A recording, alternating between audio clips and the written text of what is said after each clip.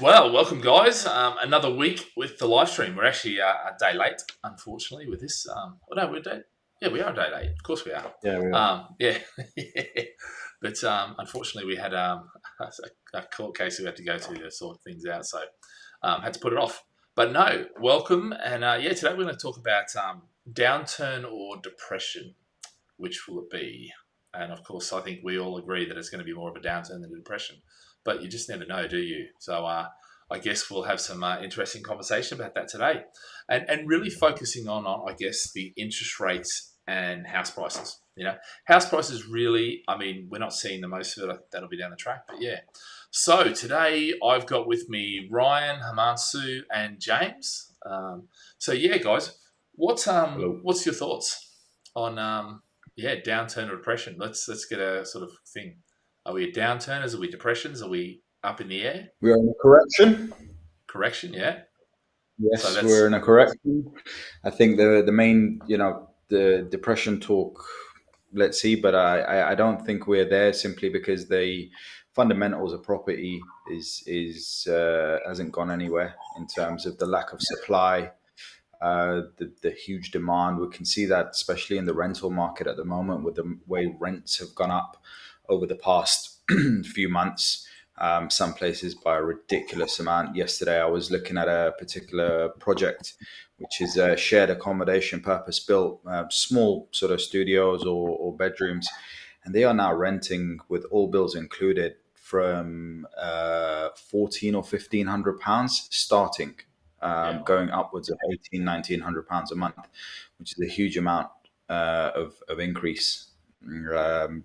So from that alone, I don't think we're in for a depression. We are in for a correction. And if we also look at the mortgage side of things, a lot more people have got a huge amount of equity left within their properties, which will soften the amount of properties that will go up for repossessions and so on and so forth. So I definitely think there's correction. I think we've already seen the correction in a lot of areas. How much further it'll go, I can't see us falling below 10% at an absolute maximum, personally. okay. How about you guys? I mean, I guess it comes down a lot to people and how people deal with all the negative news that they're hearing, their cost of Mm, living, crisis, how that affects them. I think people are going to slowly. When I mean, look, temperatures are now starting to go down. Now, there's always a yeah, lag with your bills and stuff like that. When people start actually seeing their bills, what kind of shock are they going to get, and how yeah, then is that going to affect them? Right now, it's Christmas. People are still going to go and spend, buy gifts, go out for yeah, Christmas parties. But then January, February, March is when I think we're going to start seeing the real yeah, data. And then with that's going to be a lag. So really, it's going to be into the summer until we actually see what's going on. And as Ryan touched on, look, there is still good sentiment in the market in the sense of from an equity perspective. Banks have had to be a lot smarter. We've discussed this on the last couple of webinars, mm, podcasts, yeah, that banks have had to be a lot smarter when they come to lending money out and stuff. So yeah, to be fair, I'm going to sit on the fence, say, right, I don't think it's going to be depression. Yeah, there'll be some sort of correction, but I don't think we're really going to know until probably middle of next year, towards the end of next year, yeah, where we're at. yep. James? Yeah, yeah, I'm partly in agreement with Himanshu. I think I'm sort of in on the fence, kind of waiting to see. I would say for now, I think it's going to be a correction. I think there are a lot of factors in there which, for me, don't point towards depression yet. I think a big part of that is, the unemployment figures are not as low as they've been in historical depressions. So we've got that in our favor. Yeah, We've also got, like you said, the heavy sort of underpinning factor of supply and demand in the major cities where, house prices are still very much holding value well. mm, Um, and yeah, I think a big part of it is going to see now. We're going to sort of see over the next few months, depending on how the inflation figures look, what the Bank of England, how they're going to react to it with their monetary policy, and whether rates are probably going. Well, they probably will go up again. We'll see. yeah, So yeah, I'm still on the fence, but for now I'm going to say correction. yeah. Okay, cool.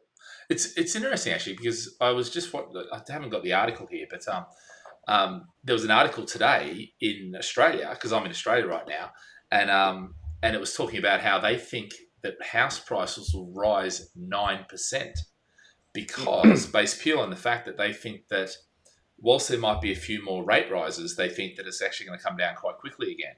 which is pretty interesting. That to think that already we're seeing news coming out that we potentially could have house prices increasing because interest rates are going to come down.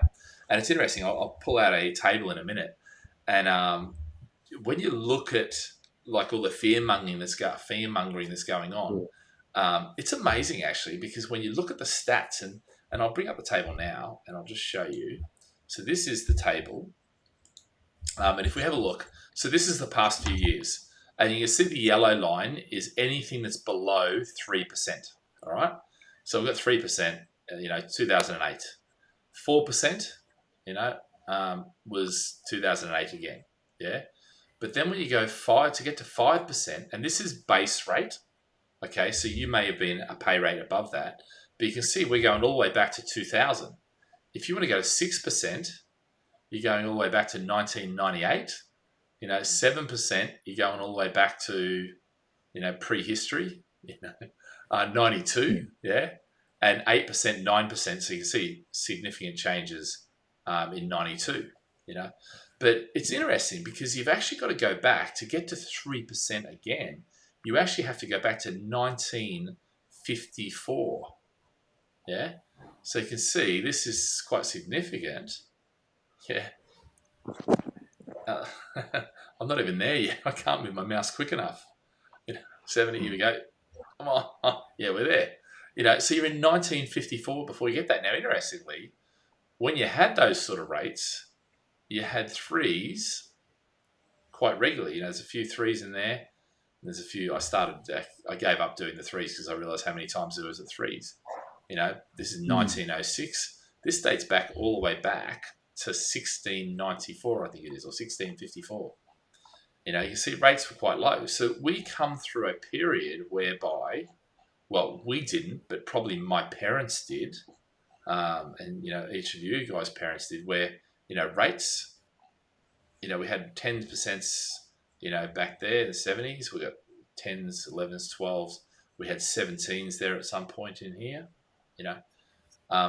We've actually had rates that are really, really low. And to think that 3%, actually is quite low in the grand scheme of things, when you only have to go back to get 3 times that to 9%, to 1992. So it's interesting, whilst we're sitting in here going, oh shit, interest rates are quite high, actually, when you look at the grand scheme of things, interest rates are actually historically very low. I mean, we talk about my book. I keep saying this, the 3+1 thing. We do mortgage cost averaging 6%. Well, we're only now getting back to 6% pay rate on some of my mortgages. And it's interesting because I've been doing quite a few portfolio reviews with clients, and a lot of them fix their rates. So their rates are still 1.74, 2.7, 3%, 3.25, and they're fixed. Like, one of them's got 7-year fixed. I was looking at today, and it's quite interesting because most of his portfolio, he can sit back and twiddle his thumbs because he's not really worried. And there are a lot of people who have fixed their rates. That's bad in one respect because it means that actually we need to raise rates higher to have a bigger effect. But so it's interesting from that perspective. But any thoughts on interest rates for you guys? What's your gut feel? I mean, you sort of mentioned, are we sort of predicting rates go higher, rates come down? Do you think that it's the Australian news article where rates are going to come down next year? What are your thoughts? From everything that we've been seeing and hearing from brokers that we've spoken to, they're confident that by the middle of next year, some people are saying even earlier in the year, that we expect to get down to 4% base rate. And it's probably going to sit there then or thereabouts for the next year and a half, maybe even 2 years. And I think maybe even the days of very, very low interest rates might be gone for quite a while. But even sitting at 4%, where inflation is, where the rents are, it's still it's still in a good position, I guess. And we've said it before. As the rates increase, the margin the banks make will start to start to rationalise. So I think even though we're going to see that right now, we're probably paying, and because of the unknown, we don't know where they're going to get to, but I'm not as worried about it. I mean, I'll be honest with you, I haven't fixed any of my rates.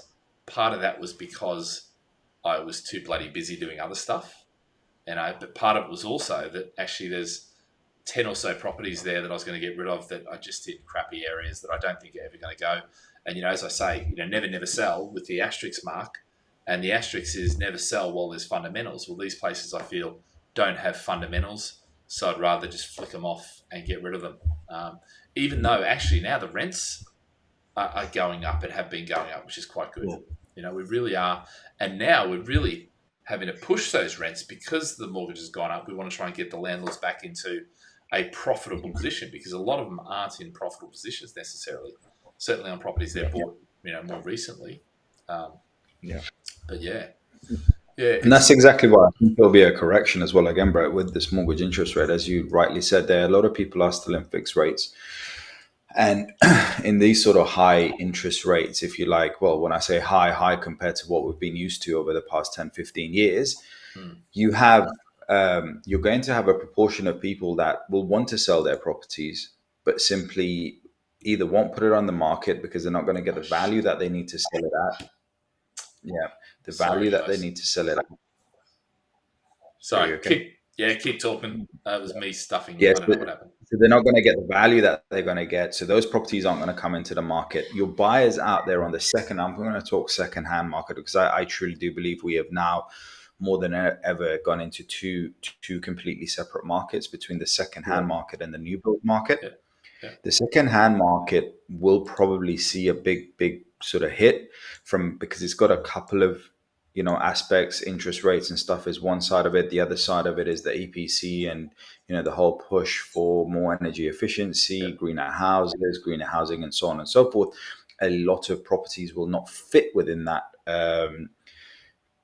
bracket, so those properties will take that big hit, and a lot of people will think to themselves that they're going to pick up a massive bargain in the second-hand market, not calculating the amount of money that they need to spend there. But nevertheless, I'm digressing a bit here. I think it will be a sort of a small correction, because very quickly the Bank of England will have to react, the government will have to react to get the property market stimulated again, people to go out there and spend and purchase properties, because the government needs landlords, believe it or not. As much as they might come out into the market and say, hey, now we need more homeowner occupiers, they actually need more landlords, because there's a lot of people out there that don't earn the income or don't have the deposits that are required to purchase their own house, but they need properties to rent. And if there's less properties out there to rent, these rents right now are even going to get even crazier and higher, which will cause a whole new set of problem. So I think it'll be very short-lived, 6 months to a year maximum of the high interest rates. I mean, it's interesting what a difference 30 days makes. 30 days ago, you were looking at interest rates of around 7%. Today, Aldermore have released a package at 5.23%. There's a big drop in a matter of 30 days. And I think it's only going to continue to come in a downward direction. Yep. And it's interesting, but that's what we're talking about, where, base rate going up, but now the market's rationalizing back where they can make the money they need to make, so... and I think too, there is, there's schools of camps now that are coming out and saying interest rates are going to be dropping. I mean, it's bloody hard to predict, isn't it? It's, how do you know? But it was interesting. I was just going to pick up on one thing. You and I think it was an article you sent through, James. So I'll let you speak about it. I won't steal your thunder, but just about the infrastructure one and the Chancellor, keeping the HS2. Yeah. Oh shit! Hold on. What have I done? I've lost the bloody... Oh, there we go. I moved it across too quickly, too far. Yeah. So, we're not...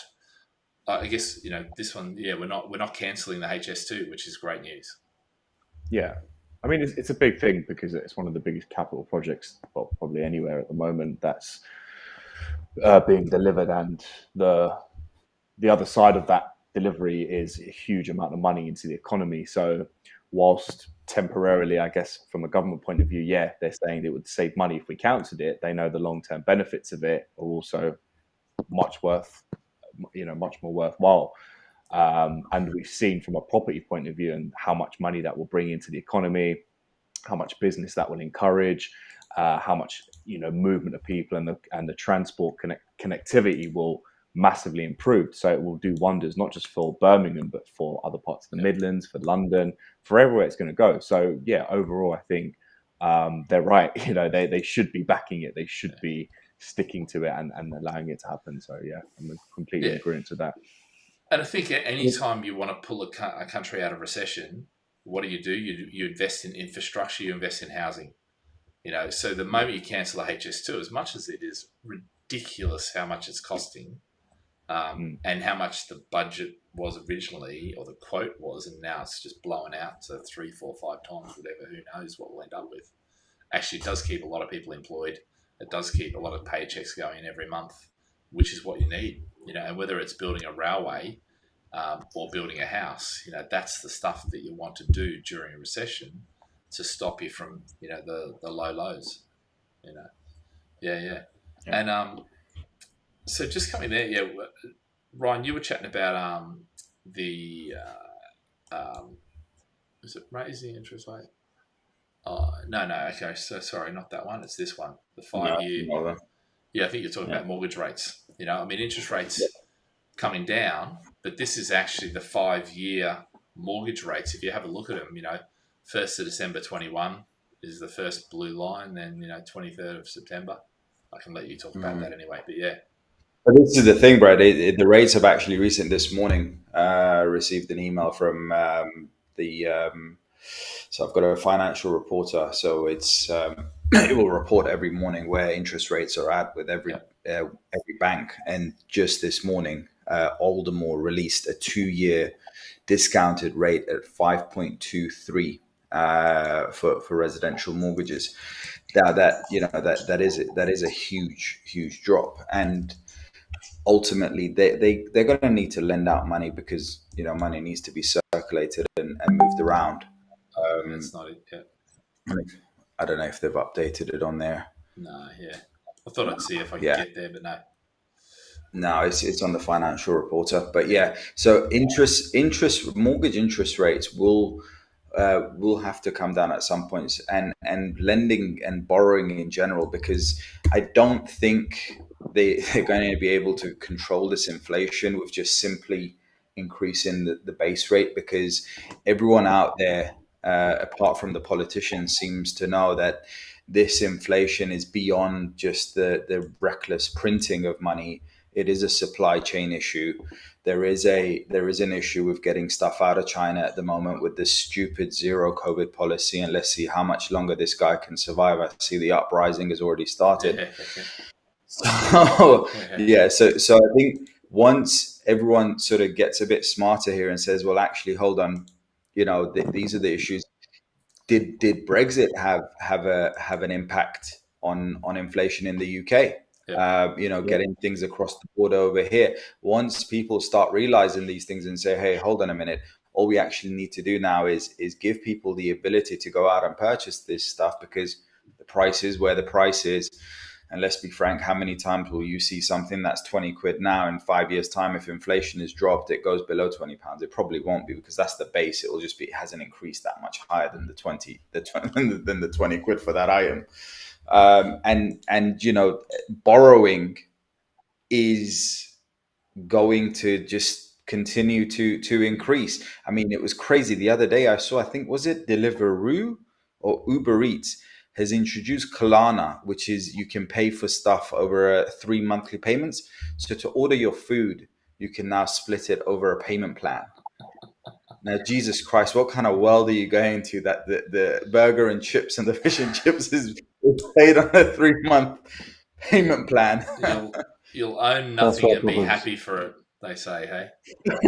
You know? Yeah. But the reality is that a lot of this sort of stuff is, I mean, this is getting off the topic of the house prices and that, but I think it's important to raise is, you know, technology now is making it possible to do micropayments, to do all these sort of things, you know, that actually you can do 3-month payments, because, you know, you've got the ability to, you know, charge their credit card over that period, you know, and it's a very easy facility, and the costs are coming down, you know, the merchant facilities and things. Like, the great thing is you've got, say, you know, I mean, as much as crypto might be a dirty word in a lot of people's minds, you know, right now, actually the technology that's going into crypto and I'm not just talking Bitcoin and Ethereum and that, but actually there's a lot of different things. Talk to Ripple. I can rattle off 10 different places, 10 different cryptos, and you can get caught up in the Bitcoin anti-establishment. You can get caught up in the all that sort of FTX, Sam Bankman-Fried, all that sort of stuff. But I think the reality is, if you step back from that and you actually look at the technology and the advances in technology that are entering that field, it is bloody amazing. I mean, every morning I get an AI focused, it's called Future Loop, and it's awesome because it tells you about what's changing in the world on a daily basis. It's updating you with trends and technologies and AI, and we talk about Skynet, taking over the world and all that sort of stuff, and Terminator. But the reality is that as much as there's that fear base of that, there is some amazing things happening, and from telemedicine through to being able to track your genomes, being able to know what you should and shouldn't be eating, taking supplements, and that's in the health field. Then you get transportation, and then you get it's amazing what's going on. And actually, getting back on the subject of the property side, actually there is a lot of stuff happening right now that you will own nothing and be pretty happy. Now whether that's a good thing or whether you should be owning stuff. Look, I have a mobile phone here, and that mobile phone, I don't own it. Well, I actually do own this one, but only because I've paid it off now. But basically, yeah, for the most part, I just buy it as part of a plan and I pay it off over the plan, and that's how I think, for me, that's my experience of you'll own nothing. And, so there is the conspiracy theory. Of course, there's a conspiracy theory, but we probably won't get into that too much now because you go down a rabbit hole that you never come out of. Yeah, but I think the tech side you touched on technology, the improvements of it with education now as well out there available for people. More and more people are educated about money in general. Yeah. So again, another reason why I don't think we're going to go into a depression. It will be a correction because people will sit there and say, okay, I can't sit here and cry about it. I have to do something. What is that going to be? Is it going to be property, stocks, shares, this, that, whatever works for them, whatever fits their lifestyle. And I think property in general is something which people will always generally trust because you hold something at the end of the day, and it's something that is actually there. And once people understand that taboo of debt, not wanting to take on debt because it has this word debt associated to it, is dying off because people are trying. I mean, Brett, you spoke about it in your book about good debt and bad debt and so on and so forth. So these sort of things, more and more people understand, which will allow them to now, instead of being scared and sitting back and not doing anything, they will actually continue to do it once they get their head around, okay, if interest rates are 6%, how do I make this strategy in property work? What's the one that's going to work? And I think that's what will keep the property market going. I mean, big pension funds are still buying blocks of property in the UK outright without flinching, and they're paying some ridiculous prices for some of these apartments. I mean, we were about to launch that property in Manchester. Himansu, what was the name of the project in Manchester we were about to launch, and the developer pulled it last minute? Manchester Gardens? Just recently, Something like that. Pulled. Why? Because a pension fund bought it. Paid way over the odds for it as well. Yeah. But that's happening a lot. And the reality is the pension funds, what they need is a steady return over a long period of time. Yeah. So actually, they don't really care too much about what they pay for it. I mean, they do, but they don't really. And that is why when, generally we'll be negotiating on a site and then a pension fund will come in and just go, and we can't even compete. And in fact, most of the developers, when we speak to them, they just say, look, we're talking to a pension fund, we got heads of terms in place, and we're just like, yeah, enjoy, see you later. If it falls over, come back to us. But it's not even worth us trying to assert why we're a better choice. We might get them more money. We might do this. The reality is, if we're going to sell 50 properties in a development or 100 properties in a development, that might take us 6 months to do, whereas they'll come in and go, there's your check today, bang, go build it out. And that is in its essence the build to rent marketplace. And for me, that is why the Section 24 changes come in. I know, what's his name, idiot ex-chancellor George bloody Osborne. He said it's about leveling the playing field. Yeah, no, screw that. No, it's about handing that marketplace over to the big pension funds and trying to track that billionaire money, and that corporate money, not helping out the mum and dads who are trying to sort their pension out. I mean, God, we're going down the rabbit hole here because I'm quite emotive about a lot of this stuff because I deal with it on a day-to-day basis when I'm dealing with clients, and I know you guys do too. When you got clients who, you set out, and rents are, their rents have gone up, their capital values have gone up, but I remember a time when they used to double every 7 to 10 years. It was an assumption, but pretty much that's what would happen. Well, that's certainly changed now. Now the best areas that's happening in, and the worst areas are getting nothing. So yeah.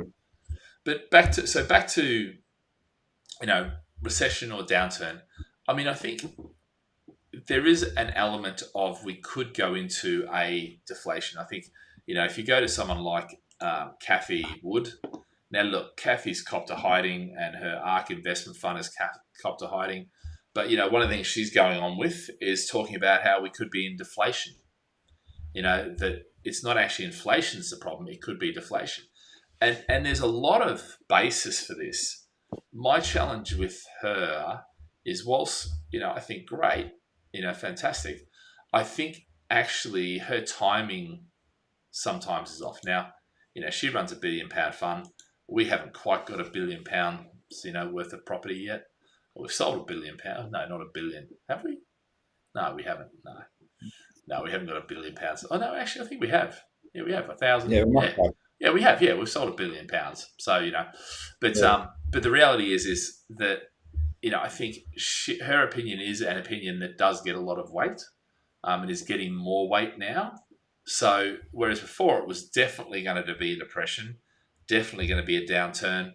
Now it seems to be we're easing off. But how many times do we do that? They come in with all the 30% drops. Bank of England, 30% drop, and of course then we find out that it's not 30% drop, it goes up, so it's hard to tell right now what to do, isn't it? But I guess what are you guys hearing from clients now? What's the general sort of feel out there? Because you're on the phone every day to clients. Yeah, I think it's the same two things that we've spoken about the last couple of weeks. It is interest rates, and look, once you educate them and then you show them what's happened, back in 2008, back in 1991, where interest rates were there, house prices dropping. You show them actually what happened then when interest rates were, what the factors that affected that, cost of living crisis. I think those are the three main things. James, anything else you got to add to that? Yeah, I think you've got, most people's nature is generally to be quite fickle, and that is unfortunately because of the way the news and the media is programmed. They only focus on the here and the now. So it's difficult for people to zoom out and have things put in perspective to, like what Himanshu said, how interest rates were, pre-2008, because we were coming from a high interest rate environment then. So it's easy for people to forget. So once you do actually lay it out on the table and actually explain to them, okay, this is why this is happening, this is why this is happening. Now, this happens, this and this and this should happen. So, you do get some people who, with a bit of logic and a bit of education can start to see it and understand it better. But then there are some people who are just like, they can't get out of that bubble of that negativity. And, that's just the way some people are. You can't change that. And they're the same people that didn't do anything over the last 12 years when interest rates were very, very low. That's the same thing there, right? So there was always something, right? There's always a reason. You've got people who can say, there's obviously different situations. You can't sort of label it absolutely one thing. People generally do have personal reasons for not being able to invest, and look, we understand that. That's one of those things. You can't. But if there are reasons which are holding you back, which are not influencing or not impacting your personal finances, and the need and the goal is still very much there's clearly something which is holding you. There's like a barrier there, and that's where you've got to get deeper into that conversation to get that out, to actually identify the problem and then work through that with them. And I Is think it a real problem? I think when you do sit down with people and you rather than just look at the current situation, you say, well, actually, let's look at the 10-year time frame. Actually, when you run the numbers and when you look at the history and you look at all that sort of stuff, even buying now holds up pretty well. And even if you see the drop, if you're buying into good areas, and that's the real big thing now, is you have to have those fundamentals. We've been saying this for years, and we say it repeatedly. If you're buying into a shit area, then yeah, you might. Well, if you buy into a shit area, you have to go after the yield. And forget the capital growth. And I know there's a lot of property available out there. We could get hundreds of properties to sell, and there's big commissions in them, and they're really juicy and they look fantastic. The problem is that you end up buying them, and you end up, if you get the capital, the income, great.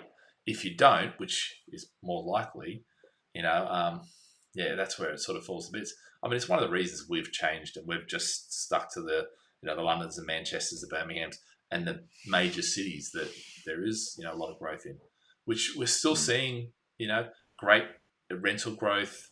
We're still seeing people leaving. In actual fact, now where people jump out, we're getting a person to move straight back in, which is great.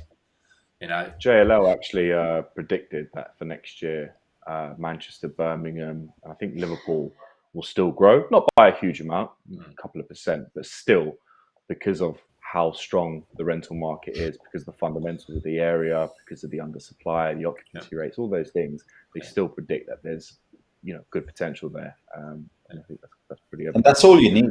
That's all you need. You only need a couple of percent every year. It's compounded growth.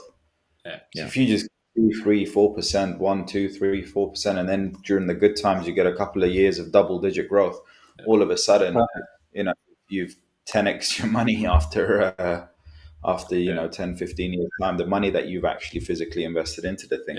And rental yields as well is crazy. I was speaking to a client yesterday. He bought a property off us in Birmingham in Digbeth. Now Digbeth is massively undervalued and it's going on. It needs a lot of regeneration. And it's interesting, actually. One of them bought an apartment through us in central Birmingham, where it was more developed. He wanted something a lot more safe and secure. He didn't want the whole regeneration story and stuff. And the other one, the girlfriend purchased in the regeneration. So the girlfriend listened to me a little bit more than him. And he called me yesterday. He goes, "Have I been done over here, mate?" I was like, "No, what do you mean?" He said, "Because she's getting 1,100 for a 1-bedroom apartment and I'm getting 750 for my one. And we're only 10 minutes apart from her. And my area is much nicer." I said, "Well, that's because she's gone into regeneration area and I told you the whole Tech Valley and everything that's going to push rents up. And you went for the safe and steady. And your safe and steady will give you a safe and steady. And that's what you're getting. You're safe and steady." And she's got a regeneration area, which was always going to outperform because she's massively bought it at a big discount because of the area and so on and so forth. And Ryan, we were selling it 2 years ago. Do you remember the rents that we had on it on the one beds? 850. 800, 850, yeah. 850. It's either we stuffed up, didn't we? We should be predicting the future, but no. I mean it's interesting. That's one thing we've done for a long time, is we've always been realistic with rents and things like that, because historically we guaranteed all the rents that we put on there, so we had to be conservative. But it's amazing seeing when places when regeneration kicks in, it does bloody fantastic things. And actually, let's do a bit on regeneration next week, because I think there is still a lot of investment in certain areas, and there's still a lot of regeneration going on. So you got things like the Liverpool waterfront there. You've got I mean, it's like anything. The tale of those two stories is a tale of, you had one area that had a lot of stock coming on at the same time, and so that pulled the rents down or held the rents down. And then you had a shortage of stock in the regen area, good stock. And you're right, it's only 10 minutes down the road. So we could foresee that, but of course that was the established market. That was the safe, the secure. I know that name. That's closer to the city centre. But it changes all around, over time. And that's part of, knowing your markets. And that's why we sort of, focus on those markets and, know them really well and know the areas. And I think the important thing is not knowing what the best area is now, knowing what the best area is in 2-5 years' time, and getting in there early, because that's where you get the uplift in the rents and the capital values. And I think that's the real, the tricky, not tricky, that's the wrong word. That's the skill in what we do, is actually being able to get out there, meet with developers, have lunches with developers, find out what the market's doing, chats, and just getting a sense for that and adding all that up and going, hey, that's going to mean, growth, so yeah, cool. Really. I think, we've sort of done, obviously we had to do a quick one because I know we've got to race off. But yeah, I think that's all we've got for today. Is there anything else you guys wanted to chat with? Any final sort of thoughts? No? Come on, England. Yeah, come on, England. Come on, England. Come on, Australia. Can I just say, we're in the 16 again. I'm very happy. So Again? They've done it once before. They've done it once. 2006, Yeah, mate. Come on. I was there. Did you? I was there in Kaiserslautern when we played our... You playing Argentina? We got ripped off by the Italians at that time. Or I wonder if we get ripped off by the Argentinians. And the funny thing is, the Italians... Hand of God might come in. The Italians went on to win the whole tournament. They, and they ripped us off. So, and now we're playing Argentina on Sunday. But so we'll see if either we get ripped off and they go on to win. Are you saying Australia the kingmakers then? Mate. Actually, England's done pretty well. We'll see how they go. Yeah. I think today we're going to have our bogey team kicked out of the World Cup. Hopefully, all being well, Germany will get sent packing home on their plane. Yep. So we'll see how they'll get on. I mean, I should do quite well because I've obviously got I've got one of these, an Aussie passport, and I've got one of these as well, so I'm all right. So whoever, hopefully both stay in. No, good fun. Yeah, cool. All right, guys. We'll catch up next week, and we might chat about regeneration. Just maybe get into some of the areas that we think are going, that are the next sort of hotspots in that. Because I think that's one of the keys is if you can pick the areas next year, for the next year, you can actually skip the whole recession and just go, brush it off because you're in an area where whatever the price is doing, it's getting lifted by the change in fundamentals and the investment going in there, which I think is important. So yeah, that can be next month's. Absolutely. Hey, Skaz, I'd love to know what Skaz's name is. He's just jumped on now, just as we're ending. But guys. Well, thanks very much again, as usual, and we'll see you next week. See you next week, mate. See you next week. Bye. Cheers, guys. Bye. Oh, look at that. They've all taken off before I've had a chance to put the...